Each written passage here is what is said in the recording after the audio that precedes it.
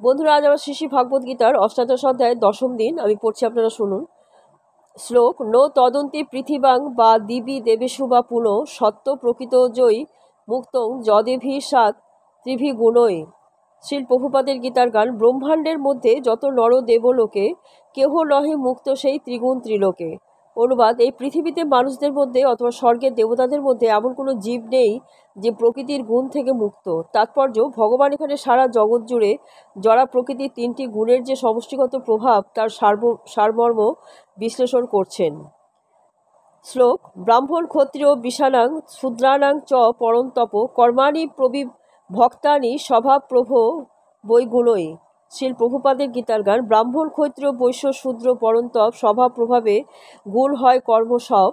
হে পরন্তপ, স্বভাবজাত গুণ অনুসারে ব্রাহ্মণ ক্ষত্রিয় বৈশ্য এবং শূদ্রেরও কর্মসমূহ পৃথকভাবে বিভক্ত হয়েছে। শ্লোক: সম দমস্তপ শৌচং ক্ষান্তি রাজ বমে চ জ্ঞানং বিজ্ঞান মাস্তিক্য ব্রহ্ম কর্ম স্বভাবজম। শ্রীল প্রভুপাদের গীতার গান। সমদম তপ শৌচ ক্ষান্তি সে আজর্ব জ্ঞান বিজ্ঞান আস্তিক্য ব্রহ্ম কর্মভাব। অনুবাদ: সমদম তপ শৌচ ক্ষান্তি সরলতা জ্ঞান বিজ্ঞান ও আস্তিক্য এই কয়েকটি ব্রাহ্মণদের স্বভাবজ কর্ম। শ্লোক: শৌর্যং তেজ ধৃতি দাক্ষং যুদ্ধে চাপ্য পলায়নম দানবীশ্বর ভাবশ্চ ক্ষাত্রং কর্ম স্বভাবজম। শ্রীল প্রভুপাদের গীতার গান। শৌর্য তেজ ধৃতি দাক্ষ যুদ্ধে না পালায় দান ঈশ ভাব যত ক্ষত্রিয়ে জুয়ায়। অনুবাদ: শৌর্য তেজ ধৃতি দক্ষতা যুদ্ধে অপরামক্ষতা দানশীলতা ও শাসন ক্ষমতা এগুলো ক্ষত্রিয় স্বভাবজাত কর্ম।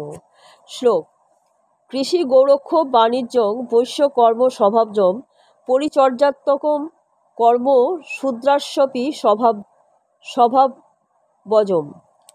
শ্রীল প্রভুপাদের গীতার গান। কৃষি গৌরক্ষা বাণিজ্য বৈশ্য কর্ম হয় শূদ্র যে স্বভাব তার পরিচর্যা করায়। অনুবাদ: কৃষি গৌরক্ষা ও বাণিজ্য এই কয়েকটি বৈশ্যের স্বাভাবিক কর্ম, পরিচর্যা শূদ্রের স্বভাবজাত কর্ম। শ্লোক: শেষে কর্মণ্য ভীরতি সংসিদ্ধিং লভতে নরং সকর্মনিরত সিদ্ধিং যথা বিন্দন্তি ত্রিশূল।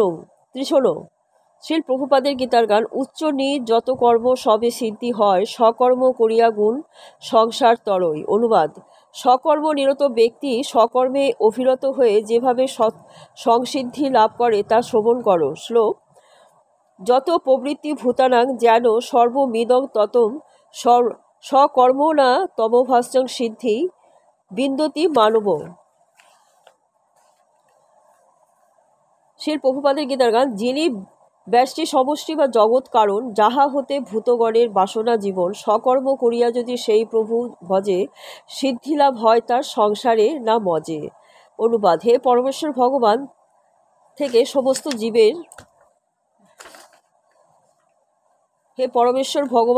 সমস্ত জীবের উৎপত্তি। যিনি এই সমগ্র বিশ্বে ব্যক্ত আছেন তাকে মানুষ তার কর্মের দ্বারা অর্জন করে সিদ্ধি লাভ করে। তাৎপর্য: পঞ্চদশ অধ্যায়ে বর্ণনা করা হয়েছে যে সমস্ত জীবই পরমেশ্বর ভগবানের অনুসদৃশ্য অবিচ্ছেদ্য অংশ বিশেষ। এইভাবে পরমেশ্বর ভগবান সমস্ত জীবের আদি উৎস। বেদান্ত সূত্র দ্বারা সত্যতা প্রতিপন্ন হয়েছে।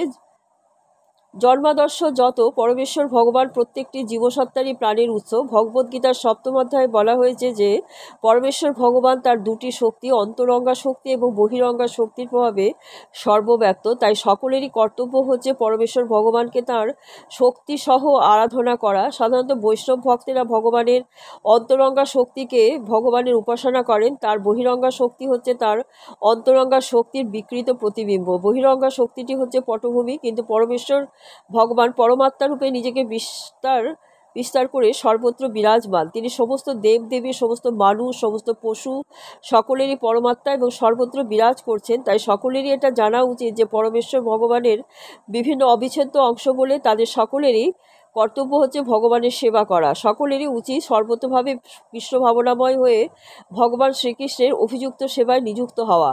এই শ্লোকে সেই নির্দেশ দেওয়া হয়েছে। সকলেরই মনে রাখা উচিত যে সমস্ত ঈশ্বর ঋষিকেশের দ্বারা তারা ভিন্ন ভিন্ন বিশেষ ধরনের কর্তব্যকর্মে নিযুক্ত রয়েছেন এবং সেই সকল কর্তব্যকর্মের ফলের দ্বারা পরম পুরুষোত্তম ভগবান শ্রীকৃষ্ণের উপাসনা করতে হবে। কেউ যদি সর্বদাই পূর্ণরূপে কৃষ্ণ ভাবনাময় হয়ে এইভাবে চিন্তা করেন তাহলে ভগবানের কৃপার ফলে তিনি অচিরেই পূর্ণজ্ঞান লাভ করবেন। সেটাই হচ্ছে জীবনের পরম সিদ্ধি। শ্রীমদ্ ভাগবত গীতায় ভগবান বলেছেন, তেষামহং সমুদ্ধতা, ভক্তকে উদ্ধার করার ভার পরমেশ্বর ভগবান নিজেই গ্রহণ করেন। সেটাই হচ্ছে জীবনের পরম সিদ্ধি। যে কোনো রকম কর্তব্য কর্মে নিযুক্ত থাকুন না কেন, তিনি যদি পরমেশ্বর ভগবানের সেবা করেন তাহলে তিনি পরম সিদ্ধি লাভ করতে পারবেন। বন্ধুরা, আজকে এই পর্যন্ত। আগামীকাল আপনাদের আবার পড়ে শোনাবো।